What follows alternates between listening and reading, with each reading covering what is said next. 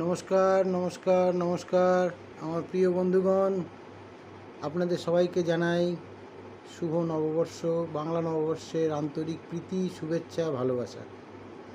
আপনারা দেখছেন আমার ছোট্ট ইউটিউব চ্যানেল সোশ্যাল মিডিয়াস।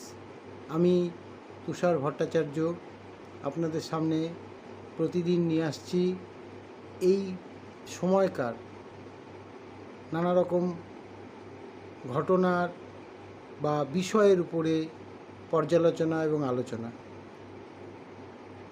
আপনাদের যদি আমার এই আলোচনা সমালোচনা বিষয়গুলি বাস্তবভিত্তিক মনে হয় তবে অবশ্যই চ্যানেলটি সাবস্ক্রাইব করবেন, লাইক, শেয়ার, কমেন্টস করবেন, পাশে বেল আইকনটি প্রেস করবেন। আজকের যে বিষয়টি নিয়ে আলোচনা করব সেটা হচ্ছে দল বদলের ফলে আমরা কতটা উপকৃত হই না উপকৃত হই না, সে বিষয়টা নিয়ে আমরা আজকে পর্যালোচনা করব। দেখুন, আমরা দেখে আসছি বিগত বেশ কিছুদিন ধরে, বেশ কিছু বছর ধরে, যে একটা দলের মতাদর্শে বিশ্বাসী একজন প্রার্থী ভোটে দাঁড়ালো, আমরা তার মতাদর্শে আমরাও বিশ্বাস করলাম, করে তাকে ভোট দিলাম, জিতিয়ে দিলাম, এবং পরবর্তীকালে দেখলাম যে ভোটের পরে তিনি দল বদল করলেন, অন্য দলে চলে গেলেন। যে দলটার মতাদর্শে আমরা সাধারণ মানুষ, সাধারণ পাবলিক বিশ্বাসী নই, বিশ্বাস করি না, কিন্তু তিনি তাই করলেন। এবং সংবিধানকে বুড়ো আঙ্গুল দেখিয়ে তিনি পদত্যাগও করলেন না, বা যে দল তাকে যোগদান করালো তারাও তাকে পদত্যাগ করালো না। সে নিজে তো করলেনই না, পদত্যাগ করালো না। কিন্তু আমরা যারা সাধারণ লোক, সাধারণ নাগরিক, সাধারণ পাবলিক, তাদের কাছে কী বার্তাটা গেল? আমরা আজকে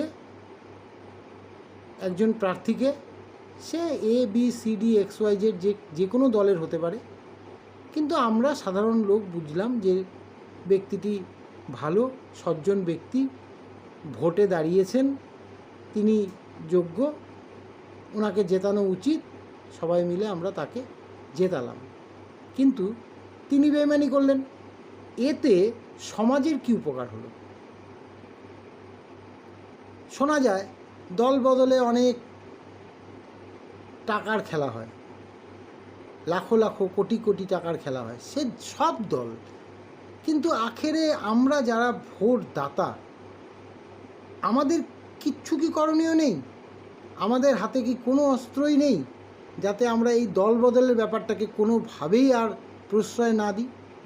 দল বদল সংবিধানে যা নিয়ম আছে, স্বীকৃত নিয়ম, সেই নিয়ম মেনে যারা না করবে, দেশের সংবিধান অনুযায়ী তাদের ব্যবস্থা করা উচিত, সেই দলের ব্যবস্থা করা উচিত। কিন্তু কোথায়? আমরা কোথায় পড়ে আছি? আজকে ভারতবর্ষের নিরিখে যদি দেখি, প্রায় প্রতিটি রাজ্যে এভাবে ঘোড়া কেনা বেচা হয়। এটাকে ঘোড়া কেনা বেচা বলে, রাজনীতির ভাষায় ঘোড়া কেনা বেচা। কিন্তু আমরা সাধারণ নাগরিকরা এতে কী লাভবান হই বলুন তো? আমরা কোনো লাভবান হই না। আমরা যে তিমিরে সেই তিমিরেই থেকে যাই। আমরা মূর্খ, আমরা বোকা। সেই জন্যই ভোট দানে আমরা অংশগ্রহণ করি, কিন্তু আমাদের যে ভোটে যারা জয়ী হন তাদের এই সাধারণ নাগরিকদের মর্যাদা দেওয়াটুকু ক্ষমতা তাদের নেই, তারা মর্যাদাটুকু পর্যন্ত দেয় না। আমরা এভাবে কতদিন আমরা দেখব? আমাদেরকে কিছুই করার নেই? আমরা কি পারি না এই দল বদলের ব্যাপারটাকে সাংবিধানিক ঘোষণা করতে? আমরা সাধারণ পাবলিক কি পারি না এর বিরুদ্ধে গর্জে উঠতে, যে দল বদল হবে না? দল বদল যদি হয়, সংবিধান মেনে করতে হবে। সংবিধানে যে আইন আছে সেই আইনকে কোনো মতেই বুড়ো আঙ্গুল দেখানো যাবে না, সে যে দলের হোক। আমি বলছি না যে কোনো দলই ধোয়া তুলসী পাতা, কোনো দল ধোয়া তুলসী পাতা নয়। যার যার স্বার্থে, পার্টির স্বার্থে তারা নিজেদের মতো করে দলবদলুদের নিয়ে নিচ্ছে, ভোটে দাঁড়াচ্ছে, নানা রকম কন্ডিশন দিচ্ছে। তা আমার মনে হয় ভাবার সময় এসছে, আমরা সবাই মিলে যদি ভাবি নিশ্চয়ই একটা রাস্তা বেরোবে। দল বদলকে সংবিধান বৈধ আইনের দ্বারা সিদ্ধ করতে হবে। এছাড়া কোনোভাবেই সাধারণ নাগরিকের উপকার হবে না। সাধারণ নাগরিক যে তিমিরে সেই তিমিরেই থেকে যাবে। আপনাদের কমেন্টস অত্যন্ত জরুরি। আপনাদের কমেন্টসের উপরেই আমার এই চ্যানেলের গ্রহণযোগ্যতা নির্ভর করবে। সাবস্ক্রাইব করবেন, পাশে থাকা বেল আইকনটি প্রেস করবেন। ভালো থাকবেন, সুস্থ থাকবেন। নমস্কার।